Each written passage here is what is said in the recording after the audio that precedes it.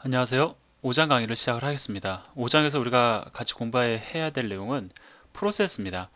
이 프로세스 자체를 이해하는 것도 중요하지만 이 프로세스들을 관리해주는 스케줄러, 이 스케줄러를 이해하는 것도 중요하고요. 그 다음에 스케줄러가 어떠한 방식으로 프로세스를 관리하는지, 그 다음에 그 과정에서 일어나는 일들을 여러분들이 이해하시는 것들이 상당히 중요합니다. 그래서 첫 번째 시간에는 우리가 프로그래밍을 공부하기에 앞서서 프로세스를 생성해보고 직접 소멸하는 어떤 그런 작업들을 해보기에 앞서서 그 이론적으로 우리가 공부를 좀 해보도록 하겠습니다. 자, 세션 1부터 3에 해당하는 내용을 지금부터 여러분들에게 설명을 드릴 텐데 프로세스와 스케줄러에 대해서 공부를 하도록 하겠습니다. 자, 우리가 보통 프로세스가 무엇이냐라고 물어보면은 이렇게 이야기를 합니다. 실행 중인 프로그램. 실행 중인 프로그램을 가리켜 프로세스라 한다. 보통 우리가 이렇게 많이 얘기를 해요. 앞에 이 부분을 갖다가 생략하는 경우도 많습니다. 뭐 메인 메모리로 이동하여 라는 거를 그나마 조금 더 부연을 설명해 주면 정확한 표현이 될 텐데 이거를 갖다가 생략하고 그냥 실행 중인 프로그램이다 라고 우리가 일반적으로 정의를 많이 합니다. 틀린 표현은 아니지만은 상당히 막연합니다. 왜냐하면은 뭐 이 표현을 여러분들이 더해 주셔도 마찬가지예요. 예를 들어서 벽돌 깨기 게임이 있다고 가정을 해보자고요. 실행 파일이 하드디스크에 저장되어 있을 거고 여러분은 그 실행 파일을 실행을 시켜서 이렇게 게임을 즐기고 있을 겁니다. 그러면 우리는 자, 이것은 실행 중인 프로그램이니까 프로세스다 라고 이야기를 합니다. 자, 그러면 우리가 개발자 입장에서 그냥 일반 사용자 입장에서야 뭐 이것이 프로세스다, 실행 중인 프로그램은 프로세스다 라고 이해해도 전혀 문제가 안 되지만은 이 개발자 입장에서는 이렇게 부족할 수가 없어요. 우리가 그냥 우리까지도 이것을 가리켜 그냥 실행 중인 프로그램은 프로세스다라고 이해하고 넘어가 버린다면은 여러분은 프로세스에 대해서 정확히 이해하고 있는 것이 아닙니다. 왜 그런지 한번 얘기를 해보자고요. 자, 이걸 가리켜 우리가 프로세스다라고 이야기를 합니다. 그러면 여러분이 이야기하는 이 부연 설명까지 우리가 추가시켰다고 가정을 해보자고요. 얘는 메인 메모리로 이동하여 실행 중인 프로그램이므로 얘는 프로세스다. 자, 그럼 프로세스를 구성하고 있는 것은 무엇이냐라고 누군가 질문을 주면 여러분은 이 윈도우 상에서 떠 있는 이 창을 가리켜 프로세스라고 하시겠습니까? 아니면 메인 메모리가 지금 현재 프로세스라고 이야기를 하시겠습니까? 아니면 메인 메모리에 존재하는 그 메인 메모리에 실제 올라와서 실행 중인 그 코드를 프로세스라고 얘기를 하시겠습니까? 정확하지가 않죠. 이 메인 메모리다. 실제 메인 메모리 256메가 예를 들어 달려 있다고 가정을 해보면 실행 파일의 크기는 1기가가 될 수도 있죠. 그러면 256메가에 올라가 있는 코드만 실행 중인 그런 프로그램 코드만 프로세스냐라고 질문을 할 수도 있다는 겁니다. 이러한 여러 가지 질문이 파생되는 이유는 프로세스에 대해서 우리가 정확히 잘 모르기 때문에 그런 거예요. 자, 그래서 우리가 과연 프로세스를 이루고 있는 것이 무엇인지에 대해서 한번 얘기를 나눠보도록 하겠습니다. 자, 많이 보던 그림이죠. 여러분들이 기본적으로 프로세스를 하나 생성을 하면 이러한 메모리 공간이 할당이 되는 것을 이미 여러분들은 알고 계세요. 그죠? 근데 뭐 또 메모리 관점적이지만 예를 들어 여러분들이 256메가의 메모리만 가지고 있는데 지금 여러분이 생성한 프로세스는 여기서부터 여기까지 총 4기가의 메모리를 할당받았다고 가정을 해보자고요.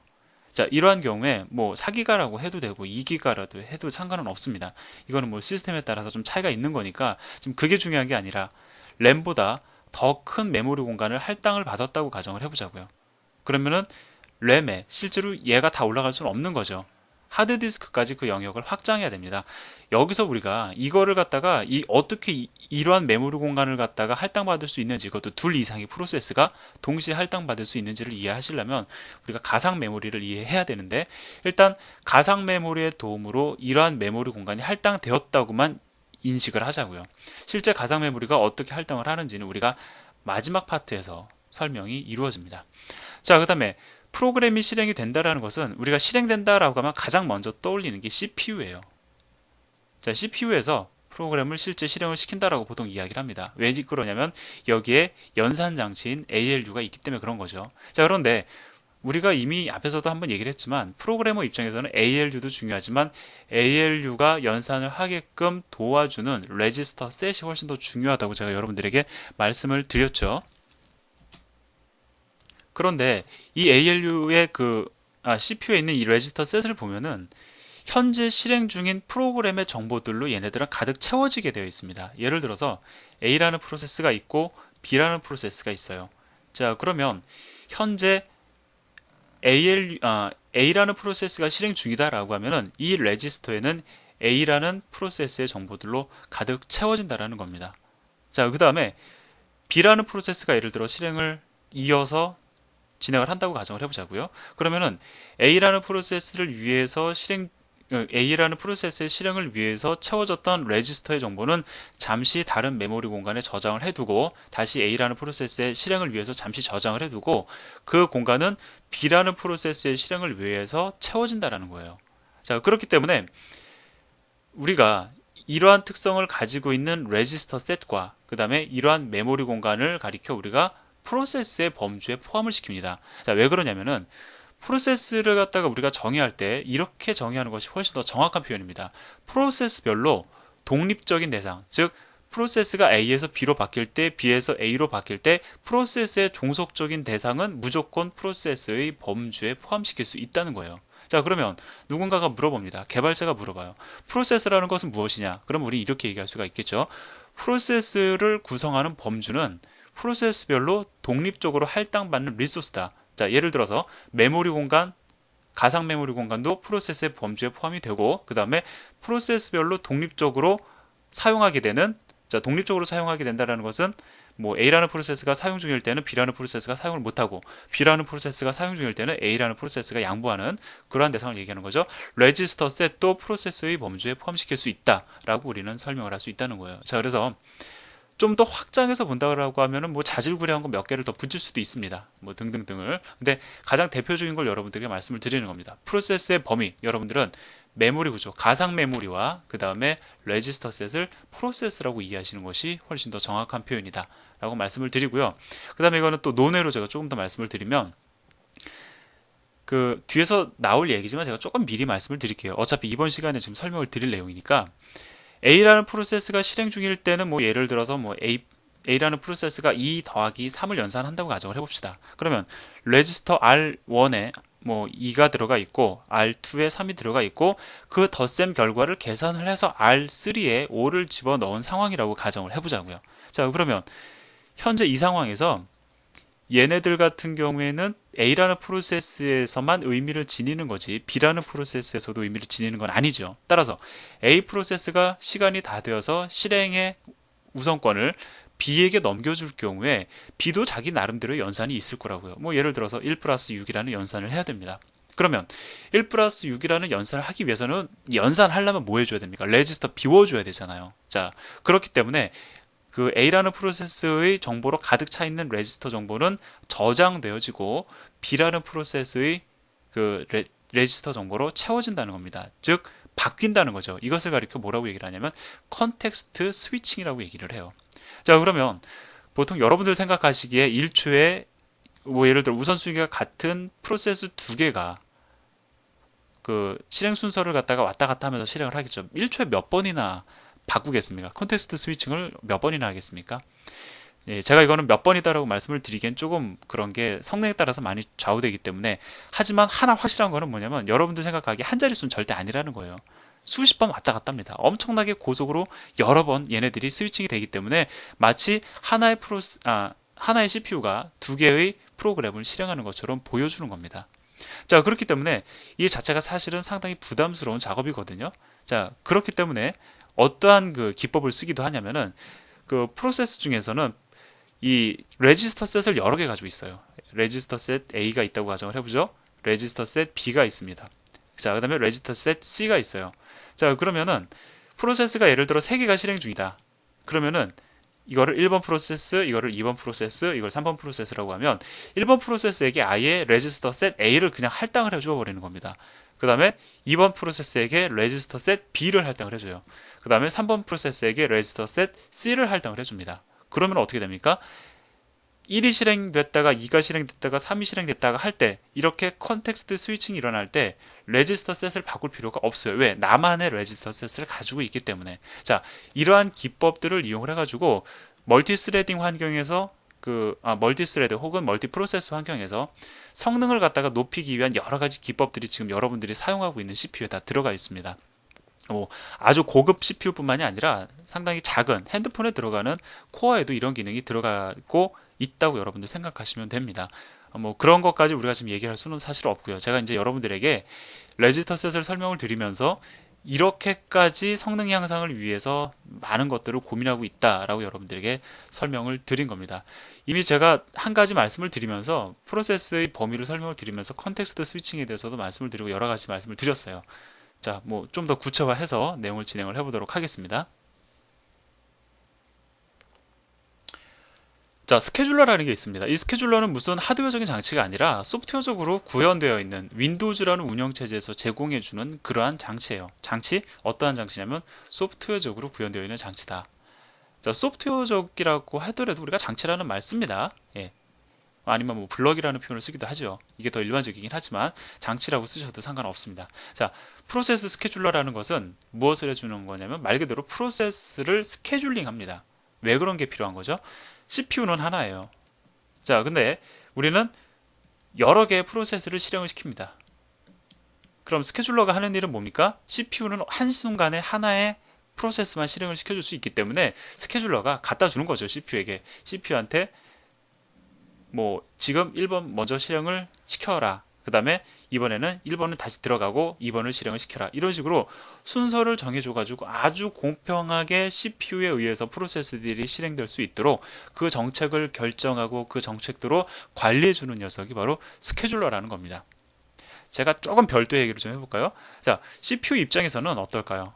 스케줄러도 하나의 소프트웨어입니다. 다시 말씀을 드리면 이제 그런 내용들도 책에서 언급되어지고 제가 강의를 통해서 설명을 드리겠지만 스케줄러가 동작하는 그 순간에도 프로세스들은 동작하지 못한다는 겁니다. 그럼 넓은 관점에서 보면 어떻게 됩니까? 스케줄러라는 것도 하나의 프로세스로 우리가 인식을 시켜줄 수 있다는 거예요.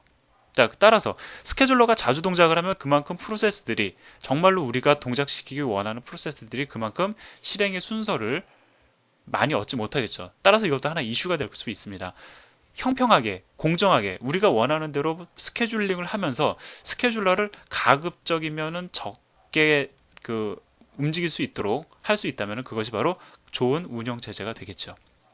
예, 좀 다른 얘기를 오히려 더 많이 했는데, 자, 지금 제가 설명드린 내용이 바로 그 스케줄러에 대한 내용입니다. 스케줄링 방법은 알고리즘에 따라서 다양해지는데, 그 알고리즘에 대해서도 우리가 간단하게 나중에 언급을 할 겁니다. 자, 스케줄러가 하는 일은 이겁니다.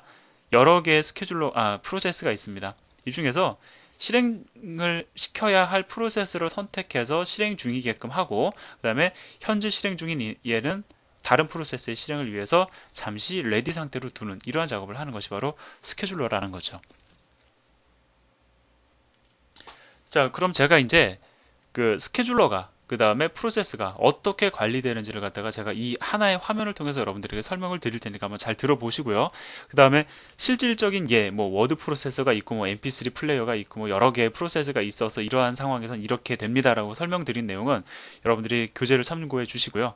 꼭 그거 안 보시더라도 교재를 안 보신다라는 건 좀 그렇고요. 교재는 보시되 지금 제가 설명드린 내용을 여러분들이 이해를 하시면 머릿속에 다양한 그 상황과 환경을 여러분들이 머릿속에 그려보실 수가 있습니다. 이 그림은 그 운영체제 책에서는 반드시 등장하는 아주 중요한 그림이죠. 뭐 별표로 따지면 별표 5개짜리 그림입니다. 뭐냐면은 프로세스라는 것은 상태 정보를 지닙니다. 상태라는 걸 지녀요. 프로세스는 레디 상태가 될 수도 있고요. 러닝 상태가 될 수도 있습니다. 그리고 블럭티드 상태가 될 수도 있어요. 자, S와 E는 그 스타트와 엔드를 설명하고 있는 거니까 이거는 제가 별도로 그냥 설명을 안 드려도 여러분들이 이해를 하실 겁니다. 자, 어떠한 경우에 레디 상태가 되고 어떠한 경우에 러닝 상태가 되고 어떠한 경우에 블럭디드 상태가 되는지를 이해하시는 것이 아주 중요한데 각각의 상태의 특성, 그 다음에 그 상태 간 이동의 조건 이런 것들을 지금부터 제가 천천히 설명을 드리도록 하겠습니다. 세 개의 프로세스가 있다고 가정을 해보자고요. 프로세스 A, 프로세스 B, 프로세스 C가 있습니다. 자, 근데 일단 러닝 상태에 대해서 제가 설명을 드리면 이 러닝 상태는 뭐냐면은 CPU에 의해서 실행 중인 상태입니다. 다시 말하면은 CPU가 하나다. CPU 안에 있는 코어가 하나다라고 하면은 러닝 상태에 있는 프로세스는 몇 개가 될 수 있을까요? 맥시멈 하나밖에 안 됩니다. 현재의 실행 중인 프로세스는 하나이기 때문에 러닝 상태에 있는 CPU는 하나다. 자, 러닝 상태가 어떤 상태인지 아시겠죠? 그러면 레디와 블럭디드 상태는 실행 중이 아닌 상태이겠죠. 자, 레디는 어떠한 상태냐면 간단하게 제가 좀 언급을 하면은 러닝하고 싶은 상태예요. 즉 프로세스는 지금 모든 준비가 끝난 겁니다. 자, A라는 프로세스하고 B라는 프로세스가 현재 레디 상태에 있다고 가정을 해보죠. A 프로세스와 B 프로세스는 실행하고 싶어요. 근데 누가 지금 현재 실행 중이기 때문에 실행이 안 되냐면 C라는 프로세스가 현재 러닝 상태에 있기 때문에 실행하고 싶어도 실행을 못합니다. 자, 자기가 그러면 C라는 프로세스가 러닝 상태에서 뭐 예를 들어 블록디드 상태로 간다고 해서 자기가 임의적으로 러닝 상태가 될 수 있느냐? 그건 아닙니다. 누가 레디 상태에서 러닝 상태로 옮겨주냐면 그것이 바로 스케줄러가 하는 거예요. 스케줄러가 두 개를 딱 봅니다. 그 다음에 공정하게 뭐 예를 들어서 뭐 A 네가 먼저 레디 상태였으니까 너를 먼저 러닝 상태로 줄게. 아니면 뭐 B 프로세스 네가 우선순위가 높으니까 너를 갖다가 먼저 러닝 상태로 줄게. 이렇게 해서 스케줄러가 결정을 하는 겁니다. 정리하면 레디 상태에 있다는 것은 스케줄러가 나를 선택해 주기를 기다리는 상태라는 거예요. 자, 그러면 예를 들어서 A 프로세스가 우리가 A 프로세스를 갖다가 실행시키기 위해서 a.exe를 갖다가 더블 클릭했다고 가정을 해보자고요. 그러면 얘는 시작과 동시에 실행 상태가 되는 것이 절대로 아닙니다. 왜? 내가 직접 나의 상태 스스로를 갖다가 실행 중이게끔 만들 수가 없어요. 반드시 스케줄러에 의해서 선택되어줘야만 얘는 실행 상태가 될 수 있는 거거든요. 그렇기 때문에 모든 여러분들이 실행시키는 프로세스는 곧바로 레디 상태가 됩니다. 이것이 가장 첫 번째 일어나는 일이에요. 자, 그러면 레디 상태에 있는 프로세스는 뭘 기다려야 되냐면 스케줄러가 선택해 주기를 기다려야 되겠죠. 그래서 선택되어졌을 때 두 번째 단계 러닝 상태가 되는 겁니다. 자, 그러면 지금 현재 1단계와 2단계에 대해서 제가 설명을 드렸어요. 자, 그럼 여기서 한번 또 이제 얘기를 해보죠. 현재 A와 B는 레디 상태이고 C가 러닝 상태라고 가정을 해봅시다. 그런데 우리가 연산 중에서 ALU에 상당히 의존적인 연산이 있고, 즉 CPU에 상당히 의존적인 연산이 있고 CPU에 의존적이지 않은 연산이 있습니다. 우리가 일반적인 사칙 연산 프로그램의 일반적인 실행들은 다 ALU, CPU에 의존적인데 유독 IO 연산만큼은 IO 같은 경우에는 CPU에 그리 의존적이지 않아요. 다시 말씀을 드리면 우리가 IO 연산과 그 다음에 CPU에 의한 사칙 연산과 같은 기본적인 연산은 병행해질 수 있다는 겁니다. 그렇다면 예를 들어서 일반적인 프로그램의 대부분은 IO를 하죠. 여기서 얘기하는 IO라는 건 파일 IO가 될 수도 있고요. 그 다음에 네트워크상의 IO가 될 수도 있고, 그 다음에 그래픽 IO, 사운드 IO, IO는 상당히 많이 존재합니다. IO가 발생하지 않는 프로그램은 없다고 얘기해도 맞을 정도예요. 그죠? 자, 그러면 C라는 프로세스가 IO 연산을 시작을 했습니다. 예를 들어서 얘가 인터넷 프로그램이라서 어떤 서버에 접속을 해서 데이터를 가져오고 있다고 가정을 해보자고요. 전송 중인 데이터를 갖다가 버퍼링을 하고 있습니다. 너무 커요. 그러면 얘 같은 경우에는 어떻게 해야지만 양심적인 거냐면은 지금 IO 연산을 하고 있으니까 다른 애가 러닝 상태가 되고 나는 잠깐 쉬어도 되겠죠. IO가 끝날 때까지 얘는 쉬어도 되는 겁니다. 자, 그러면 여기서 C는 레디 상태로 갈 것이냐 블럭디드 상태로 갈 것이냐를 우리가 고려를 해봐야 되는데, 만약에 C라는 프로세스가 레디 상태가 되면은 얘는 다시 말하면은 스케줄러에 의해서 선택되면 얘는 다시 실행될 수 있는 상태라는 뜻이 돼요. 그런데 한번 생각해 보자고요. 얘가 예를 들어서 레디 상태로 갔어요. 가서 스케줄러에 의해서 다시 선택됐다고 가정을 해봅시다. 그래서 다시 러닝 상태에 들어오면 뭡니까? IO가 아직 안 끝났죠. 다시 그럼 레디 상태로 가야 되겠죠. 즉 레디 상태로 가면 안 된다는 겁니다. 그럼 어디로 가느냐? 이렇게 별도의 IO 작업을 하는 프로세스들을 위해서 블럭디드 상태라는 것을 마련해 두고 있어요. 그래서 블럭디드 상태에 있는 애들은 보통 일반적으로 IO 연산을 하는 경우에는 블럭디드 상태가 됩니다. 자, 그러면 C라는 프로세스가 블럭디드 상태가 되어가지고 지금 여기에 들어왔습니다. 그럼 얘가 이제 IO 연산이 끝났어요. IO 연산이 끝나면 어떻게 됩니까? 얘도 이제 다시 레디 상태가 돼야 되겠죠. 왜냐하면 다시 프로그램을 실행시킬 수 있는 연산을 계속 이어서 진행할 수 있는 상태이기 때문에 그 경우에 다섯 번째 레디 상태가 되는 겁니다. 정리하면은 IO 연산과 같은 CPU의 도움을 크게 요구하지 않는 연산의 경우에는 블럭디드 상태가 되고요. 블럭디드 상태에서 IO 연산이 끝났을 경우에 다시 레디 상태가 된다는 것. 자, 그래서 4번과 5번 상태까지 여러분들에게 제가 지금 정리를 해드렸습니다. 자, 그러면 이거는 또 뭘까요? 러닝 상태에서 그럼 어떤 경우에 레디 상태가 될까요? 자, 예를 들어서 현재 지금 A와 B와 C가 실행 중입니다. 우리 사용자 관점에서는 마치 동시에 사용되는 것처럼 보일 거예요. 그렇다는 얘기는 CPU가 아주 고속으로 A와 B와 C를 갖다가 번갈아 가며 실행하고 있다는 얘기가 되죠. 그러면 C는 여전히 IO 연산을 하는 것이 아니라 뭔가 그냥 계속적으로 프로그램을 실행 중에 있어요. 그런데 C만 계속 실행을 시킬 수가 없죠. A도 잠깐 실행을 시킬 수 있도록 기회를 줘야 됩니다. 그래서 A 프로세스를 러닝 상태로 두기 때문에 어쩔 수 없이 얘는 레디 상태로 내려와야 된다. 이러한 경우에 레디 상태로 내려옵니다. 아유 연산에 의해서 내가 양보를 하는 것이 아니라 나도 지금 실행할 게 있는데 어쩔 수 없이 다른 프로세스에게 양보를 해주는 경우에 레디 상태가 되는 겁니다. 자, 그래서 각각의 상태와 단계를 제가 여러분들에게 설명을 드렸어요. 자, 여러분들이 한번 해보실 것은 제가 직접적으로 말씀 안 드리겠지만 뭐 가상의 세계의 어떤 프로세스를 갖다가 임의적으로 실질적인 거를 한번 가지고 여러분들이 한번 생각을 해보세요. 예를 들어 뭐 MP3 뭐 교재에 있는 내용도 좋고요. 그 다음에 뭐 워드 프로세서, 그 다음에 뭐 또 뭐 이메일 하나의 프로그램, 그 다음에 뭐 MP3에서 플레이하기 위해서는 메모리에서 그 저장되어 있는 하드디스크에 저장되어 있는 파일을 메모리로 로드해야 되겠죠. 이게 I/O 연산일 겁니다. 아, 뭐 이런 I/O 연산이 실행됐으니까 뭐 블럭디드 상태가 될 거고 뭐 이런 식으로 해서 여러분들 나름대로 프로세스의 실행 관계를 이해하시는 것이 중요합니다. 자, 이해가 되셨을 거라고 생각이 되고요. 제가 처음에 컨텍스트 스위칭 말씀을 드렸었죠. 그거에 대해서만 이제 간단히 설명을 드리고 이제 이번 시간 강의는 마무리를 짓겠습니다. ALU가 연산을 하기 위해서는 지극히 레지스터에 의존적이죠. 자, 앞에서 얘기했던 거 다시 한번 그림을 통해서 설명드리는 거예요. 현재 러닝 상태에 있는 프로세스의 정보로 레지스터는 채워져 있습니다. 자, 그런데 이제 레디 상태에 있는 프로세스가 있는데 스케줄러가 이제 B 프로세스를 실행을 시키려고 해요. 그러면 B 프로세스가 실행되기 위한 조건을 갖춰야 되겠죠. 그 첫 번째 조건이 뭐냐면 그 A 프로세스의 실행을 위해서 채워졌던 그 레지스터 셋의 정보를 하드디스크나 뭐 이런 영역에다가 메모리에다가 저장을 하고 그 다음에 그 B 프로세스를 위해 저장되었던 데이터를 다시 레지스터 셋에다가 복원을 하는 거예요. 이게 끝나야지만 그 다음을 이어서 실질적인 실행이 이루어질 수가 있겠죠. 이 작업을 뭐라고 한다고요? 바로 컨텍스트 스위칭이라고 한다. 매번 실행 중인 프로세스가 바뀔 때마다 빈번하게 일어나는 것이 바로 컨텍스트 스위칭이다라는 겁니다. 자, 그래서 간단하게 여러분들이 생각을 해보시면 컨텍스트 스위칭이라는 것은 굳이 레지스터 셋에다만 여러분들이 제한을 두실 필요는 없어요.